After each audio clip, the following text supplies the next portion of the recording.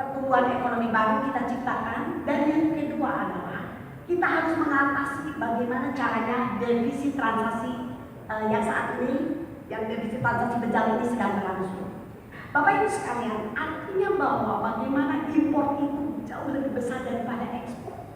Jadi mari kita lihat, mari kita sama-sama bersama-sama untuk melakukan ekspor ini kita galakkan dari di segala produktivitas kita.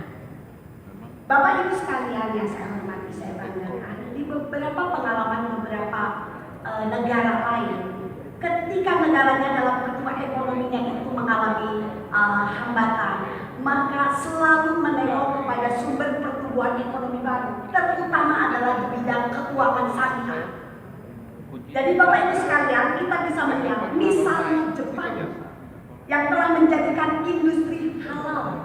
Nah, Jepang itu menjadikan industri halal sebagai kontribusi kunci untuk negara Jepang. Kita sama-sama tahu bagaimana Dubai, bagaimana negara-negara tetangga kita akhirnya menggerakkan ke ekonomi syariah. Seperti itu. Dan kemudian yang sangat kita harus lihat juga adalah Thailand. Thailand itu memiliki visi menjadi dapur halal dunia. Dapur halal dunia di Thailand.